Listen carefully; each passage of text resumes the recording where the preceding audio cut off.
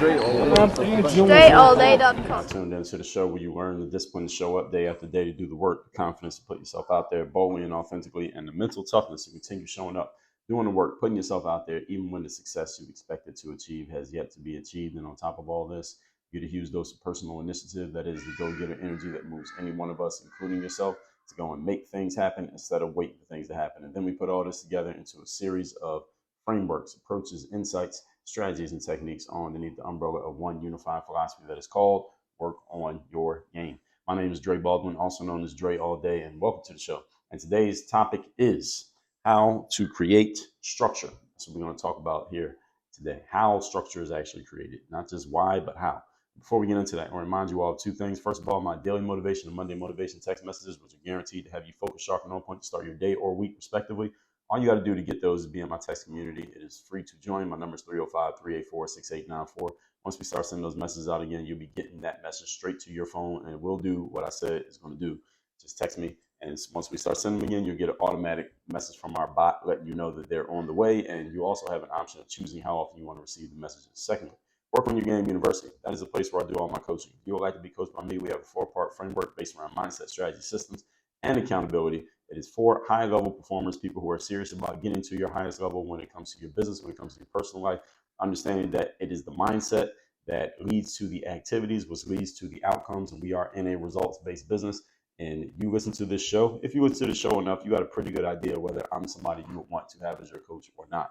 So this show is a good, basically a sales primer, sales letter, I guess, or demo. Let's call it a sales demo of what we're doing in Work on Your Game University. And in the university, what makes it different from this is that I'm taking the principles and strategies and techniques that I'm telling you about here, and I'm applying them specifically to your situation to answer your pressing needs, answer your pressing questions, and to give you clear instructions on what you need to be doing next, why, and how.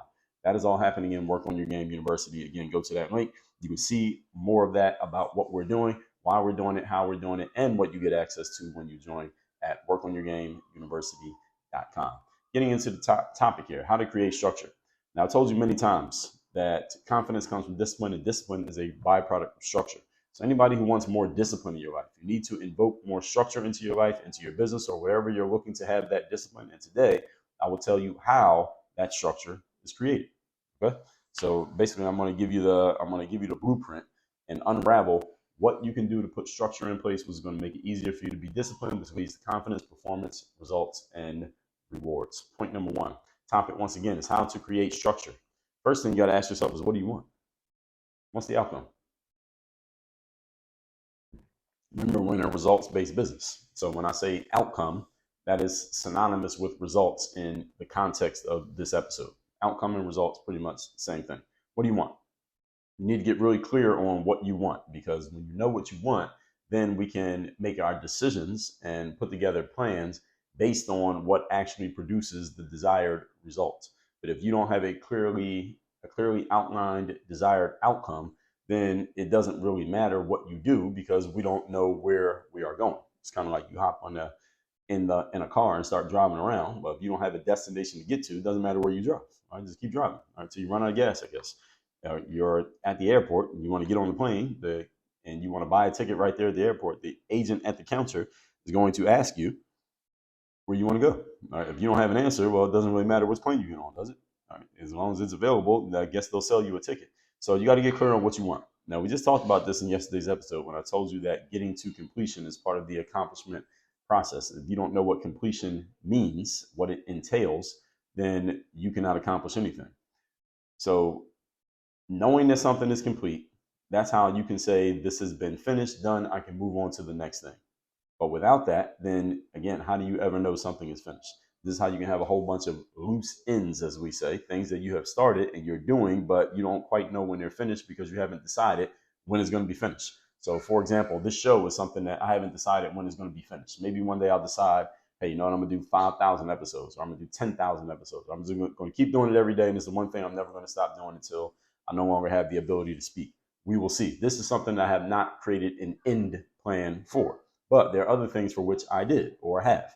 When I was playing basketball, for example, I got to a point where I said, okay, I'm going to play in this league, this tournament, this season. And after that, I'm done playing basketball. I had it already mapped out in my mind. And when I got done doing what I was doing, I was done and I wasn't doing anymore. And I have not done anymore. So there are things when you know it's done, and there are things when you don't know.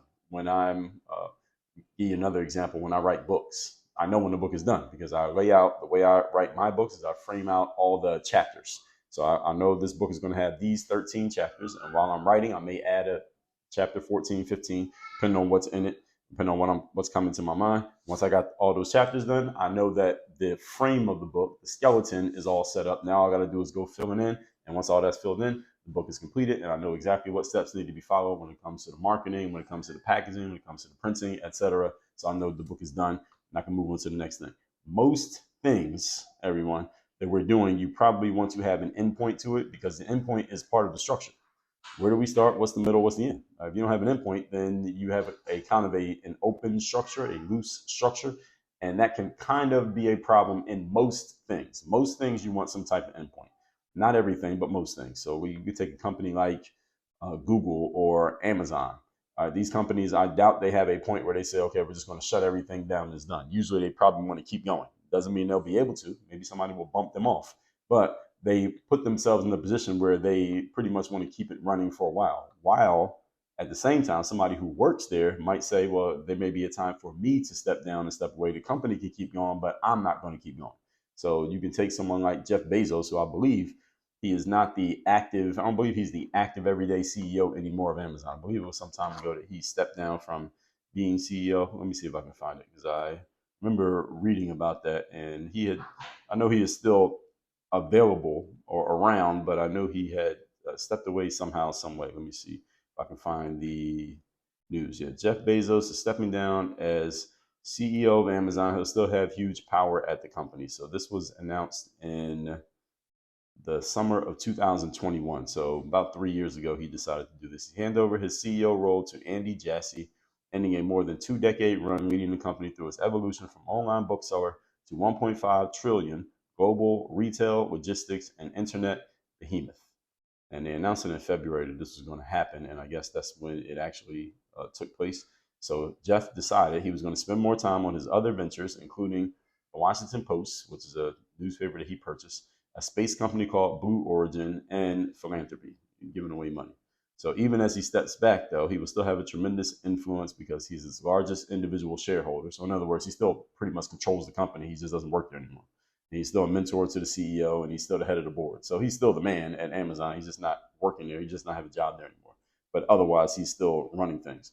The point is, he knew what the endpoint was. He decided on the endpoint and he left. All right, 20 years, he left. The biggest challenge many of us have is that we have no end game. All right, Jeff Bezos had an end game. All right, we got to know what our end game is. And when you don't have an end game, you can't really create a structure because, again, the end is part of the structure. This is the main reason why people don't have a structure and subsequently don't have discipline. So what's our outcome? That's the question that we're asking here. Point number one. What is the outcome? So ask yourself from the beginning of anything that you start, when will I know that I'm finished? In my favorite book, Robert Greene's 48 Laws of Power, he explains that you should always plan all the way to the end. That's one of the 48 laws, is planning to the end. In other words, knowing when something is finished. In another one of his books, The 33 Strategies of War, another one of my favorites, he talks about having an exit plan. And he uses warfare as an example to frame the point. And think about it. If a country goes to war, any of you who's been in the military or followed it, you know, if a country goes to war, they have to know, how do we get out of here? Or it's easy to get into war. How do we get out of the war? How do we extricate ourselves from this war that we jumped into? If you don't think about that, you can end up in a very prolonged situation without a clear or clean way to get out. So how do you know how you're going to get out of something that you have stepped into? These are all things you should ask yourself during the planning process. So when it's time to execute, you have some ideas that are governing your behaviors and you're not just doing random stuff. Point number two. Today's topic, once again, is how to create structure in any aspect of your life. Number two, plug in to someone who knows or does what you don't know or don't do. Plug into someone who knows what you don't know or don't know how to do. See, you do not need to create structure all in a vacuum, meaning all by yourself. You can plug into the structure of someone who has already done or is already doing or who already knows some of the things that you need to do or some of the things that you need to know. Another great thing about the interconnected world that we live in today is that you can access damn near anyone relatively easily. I would say a good percentage of people who are out there doing the kind of things that you want to do are not only available, but they want to be found by you, and you don't have to look super hard to find them for the most part, most of the time. Now, there may be some people you got to dig a little bit to get access to them, but many people who could help you are looking to be found. They want you to find them, and they want to help you. So all you got to do is plug into them. And because our world is so interconnected, we don't have 6 degrees of separation anymore. We got maybe like 2 or 3 degrees of separation for you to find the person or get access to the person who has what you need or knows what you need to know. Most of the time, people are making themselves easy to be found if they have what you need and they want to help you. Now, if they don't want to help you now they might be a little bit harder to reach. But the people who want to help you are making themselves easy to find. So who already understands what you need to understand? By their outcomes and actions, how can you tell? You can tell that they already understand what you need. Who's already doing the things that you need to do? All right. Again, this is obvious. You can see it. Who can answer the questions that you have been incapable to this point of answering? Who may be able to provide questions that you don't even know that you need to be asking? Now, that one is harder because you don't know what you don't know. But when you come across the right person, you'll realize, oh, this person is asking questions I never even thought about asking, but they're really good questions. Damn, this person has a different way of thinking. I need to tap into this individual. If you listen to this show enough, you should see me as one of those people, because that's one of my key skills, my ability to ask the question that many people need to be asking but are not asking because they simply are not aware of the question, at least when it comes to their situation, their context. So even if you can't find the person directly, again, you may know the person who knows the person. All right, there are many people in my world these days who found me not because of something that Dre directly did to get their attention, but by something that I did involving another person, and the other person, some third person, connected them to me or me to them. So somebody might reach out to me and say, Dre, hey, this person needs to be in your program, in your coaching program. Let me tell you who they are. Let me introduce you. And now they're in my program. Or I might have been on somebody's podcast or on somebody's stage some years ago. And because I was on that person's platform, someone who was already in that person's audience heard me and they joined my audience. And now they're a customer or client of the things that I do. So again, that's why I said 2 or 3 degrees of separation these days. So it's not 6 degrees anymore. It's down to maybe 2 or 3, simply because we're all so connected. And again, not everybody's involved in all this internet connectivity stuff, but a lot of us are. That's the point. And even the people who are not involved, they may be connected to someone who is. So again, the 6 degrees is still cut down to much less because it's so easy to tap into people who you don't ever have to be in the same geographical space. You don't ever have to physically meet them, but you can still do business with them. So tap into the networks of human beings, because we're also easy to find through other people, and stop trying to do everything off of your own power and off of your own talent.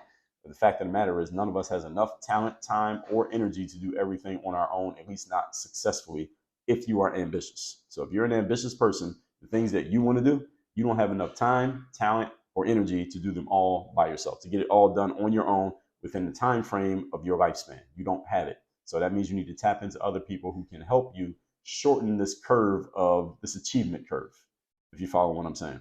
Point number 3, today's topic once again is how to create structure. Number 3, have the discipline to follow through. Having structure is one thing, actually following the structure is another thing. Having structure is one thing, following the structure is another thing. I was talking to a coaching client today, and a member of Work on Your Game University, and this person was saying, well, there are certain things that they know that they need to be doing in their business, but they have found themselves not doing it because they've fallen into the routine of doing the stuff, the routine, habitual stuff in business that keeps the business running, but they're not taking time to do the things that will move the business forward. So they're spending a lot of time working in the business, but not on the business. And I said to them, well, the first thing you can do is put it in your calendar that you're going to spend 30 minutes or an hour or whatever doing the forward moving things, the on the business stuff rather than just the in the business stuff. And then I said to them, following up on that statement, you need to show up for that appointment the same way you show up for these conversations that you're having with me. And they said, yes, exactly. That's the point. That's the crux of the whole conversation we're having there. You got to honor that commitment the same way you honor a commitment if you were meeting with a client or you're meeting with your coach or you're meeting with, I don't know, the kid's doctor or whatever the situation is. If any appointment that you can set with another person and you show up because you respect their time, you respect them, and you respect your reputation, you need to set appointments with yourself and show up for those the exact same way. And if all human beings could be taught how to do that, that would make a lot of things a lot easier for a lot of people. All right, that's the accountability. That's a piece of structure. That is a discipline. Following through on the appointments you set with yourself. In one of my favorite books on time management, which is an oxymoronic phrase, but we use it because everybody knows what we're talking about. Dan Kennedy has a book on time management called No BS Time Management for Entrepreneurs. And I suggest any entrepreneur read that book. One of the things that he mentions in that book is exactly what I just said. Setting appointments with yourself and honoring them the same way you would honor appointments with everybody else. And this is something that I've been talking about for years, even before I knew about Dan Kennedy's work, is that you need to show yourself the same respect you would show somebody else. If you had an appointment to, if you had to be at court and, if you don't show up to court, you can be issued a bench warrant because you didn't show up. Well, you would show up to court, right? Even if it's inconvenient for you, even if you got to miss a day of work, even if you got to hire a babysitter for the kids or whatever the situation is, you would show up because you know what the penalty is, because you respect it. So respect yourself the same way. An appointment you set for yourself at 12 o'clock is 11:15. You know the appointment's at 12 o'clock. Why would you not show up? It's just you by yourself. You ain't got to go nowhere. Just show up. Show up for yourself. So this is also a place where, in my experience as a coach, that this is the secret sauce thing that makes structure work is the following through part. This is the secret sauce here. It produces the discipline at the end of the process. In my experience as a coach, I hear and see a lot of people making excuses for why they don't want to follow or plug into a structure. Many people just resist even plugging into a structure in the first place. They don't want to follow it. They don't want to do it. And they telling themselves up front. They say that they are not sure that they're going to follow through. This is what people say. Well, I know I need this. I know I want it. I know it could help me, but I'm not sure I'm actually going to follow through on it. So I don't know if I want to make the commitment, because this structure right here, it looks like it'll work for me. It is what I need, but I don't know if I'm going to follow through. So they're agreeing that they need it, and at the same time, agreeing that they need to be following it, but then saying, well, I don't know if I'm actually going to do it. All right, this is some bullshit. Okay, this is some bullshit. All right, this is you giving yourself an excuse. That's what this is. You're giving yourself an excuse. That's not the real reason that the person doesn't want to do it. Is not that they don't think they're going to follow through. It's just that they don't want to move out of their comfort zone. That's the real problem. It's not that you won't follow through. Is that you just don't want to move out of your comfort zone. And you can see that doing this is going to move you out of that comfort zone. Many people would rather be comfortable than be successful in many aspects of life. This is the exact point at which many people talk themselves out of the success that they claim they want, because they are more comfortable with the mediocrity that they have been living with up to this point than they are uncomfortable with the mediocrity. So they rather just stay in that discomfort of mediocrity, or the comfort of mediocrity, rather than stepping into a new space. It'll be a little bit uncomfortable to get there, but it will get them where they want to go. And I got to take a note. This is something that I said that I want to make sure I capitalize on later. So I told you all that I write down when I get ideas. I'm getting one right now. Okay, so now I got that written down. Now we continue. The discomfort of change that will get you to where you want to go sometimes overpowers the thought of the discomfort. It overpowers people and causes them to instead stay in the mediocrity at least they're familiar with. And it's a tragedy, but that's what happens to many people. Somebody who's listening to this right now, I'm describing you. There's some mediocrity you're mired in, and you know you want to get out of it, but in order for you to get out of it, you're going to have to do some things that are going to make you uncomfortable, and you would rather stay comfortable and mediocre than uncomfortable and successful. That's just it. If and when you catch yourself bullshitting yourself with this line of reasoning that I just laid out for you, immediately hit yourself upside the head. All right, use your hand. You're not going to hurt yourself. Hit yourself upside the head and start doing the thing that you know you need to be doing. I mean, hit yourself upside the head. What it's going to do is going to dislodge that unproductive thought out of your brain and kick it out. It's going to fly out the side of your ear. And now that you have your space cleared in your head, now you can do the thing you know you're supposed to be doing. Start giving yourself out clauses and excuses. Point number 4. The topic once again today is how to install structure in your life. Number 4, when you fail at this, get a coach. Yes, you heard me correctly. When you fail at this, get a coach. See, Somebody's listening to this right now and they listen to points 1, 2, and 3 and they said, okay, I could do that. I'm going to start doing it. I'm going to get structured. I'm going to get organized. And those of you who listen to this at the beginning of the day, this is getting you excited and motivated for what you're going to do over the course of the day and tomorrow and how things are going to change.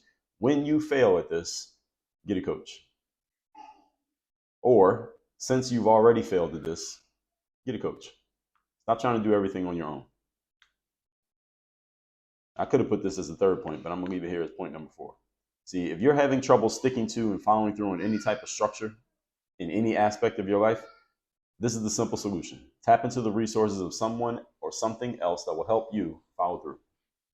That's it. Why would you do everything on your own when you are not that talented? You don't have that much time. You don't have that much energy. You don't have that much knowledge. You got all 4. You have some amount of all 4, but you don't have as much of all 4 as you plus another capable person has put together. You plus them put together is more than you by yourself. Would you agree? Of course. Remember, everybody, you don't get a bigger trophy at the end of the season or more money on payday because you did everything by yourself. If you utilize the resources of other people, as long as the job gets done, you still get the trophy, you still get the check. Remember, we're in a results-based business. This is not a how hard did you work-based business. Everybody hear that? Let me say it again. We're in a results-based business, not a how hard did you work-based business. I'm taking another note here while I'm talking. The business is based on producing results, not out-efforting the rest of the world. And for the most part, your effort is only a means to an end, folks. Effort only matters when you get to tell your story. You can make yourself look like a superhero if you want to, and how hard you worked and how many hours you put in. And you worked 15-hour days for 10 years. All right, that's great. What results did you produce? Is there people who work 15-hour days for 10 years and produce no results? They don't get to tell their stories. So what's the difference between you and them? The result. Not the effort, the result. Remember what business you are in. Anyone you know or have heard of who has created a massive amount of publicly noted success or even privately noted success has utilized the resources of other people. There's not a single person you can name who has created a massive amount of success, especially of public note, that did it all on their own. Nobody. Your favorite athlete had a team. They played a team sport, or they had a team of trainers, coaches, nutritionists, et cetera, to keep them where they are. It's not to say they didn't do the bulk of it, not to say they weren't the front person, but they didn't do it all by themselves. Nobody does it all by themselves. So even though some people may present themselves as, or based on the way things are shown to you, it may seem as if they just did everything on their own. That is never the case. Now, there may be a front person who everybody sees and knows their name, and then nobody knows the name of all the other people. Doesn't mean there aren't other people. That's the point. There are other people. Every hard driving, successful business person who's at work all day, working those 10, 15-hour days that they're talking about, often there's somebody taking care of the house, all right, or the kids, all right, or the dog, or washing the dishes. All right, who's doing all that? All right, you can't do it all. Right, you ain't got enough hands, enough time, or enough talent, or enough energy. All right, no massive success is created through the powers of one individual person alone. One person may drive the car. All right, vehicles only have one steering wheel, but there are other people in the vehicle. You get what I'm saying? Or who's taking care of the car? Who's fixing the engine when it works? Who's replacing the tires? Who's putting gas in the car? Who's washing it? Who's doing the detailing? Now, it ain't just one person. Again, nobody has enough hands to do all of that. Nobody's that good. All right, nobody can work that hard. So nobody has that many hands, brains, and no one can be in more than one place at one time. All right, every human being has those limitations. But you can reap the benefits of the resources of multiple individuals when everything is structured and organized towards one clear goal and everybody's on the same page. So doing everything on your own, you are limited to your own knowledge, skills, talents, and time. Problem, you don't have enough of those. Doing everything on your own, you're limited to your own knowledge, skills, talents, and time. The problem is you don't have enough of any of those to achieve the type of success that you want to achieve. And you are playing a limited game with limited prizes. Let's recap today's class, which is how to create structure. Number 1, what do you want? Get clear on what you want. What is a clear outcome? You cannot have a structure without a clear endpoint. Structure has to have a start, a middle, and an end, just like a play or a movie. Number 2, plug in with someone who knows or does what you don't know or don't know how to do. All right, you don't create structure in a vacuum all by yourself.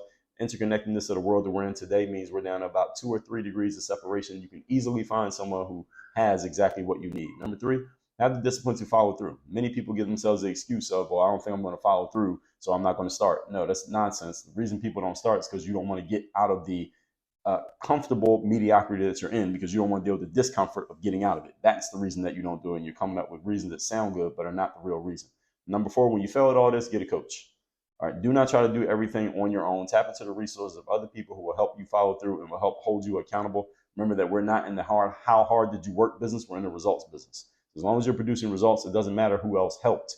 It matters, to you and them, but in the end, you still get credit for winning. All right. You don't have to do everything by yourself. Again, no publicly noted, largely successful person, public or private, has done everything on their own, even though they may present themselves as such, even though the folk stories may make it seem like they just did everything on their own.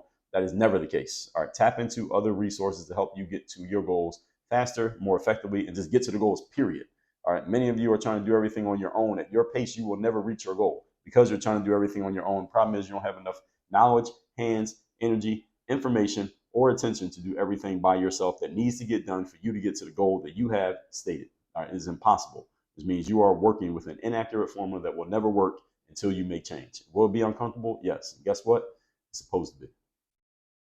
Make sure you text me so you're in my community. My number's down below in the description. And Work on Your Game University. That's the place where I do all my coaching. If you want to work with me directly and have me as your direct coach to help you get off your ass, get off the bullshit, get off the excuses, get off the mediocrity train to get to where you actually want to go, and help you work through the discomfort of it, which is going to get you where you want to go to workonyourgameuniversity.com. Links down below in the description. Work on your game. Dre, all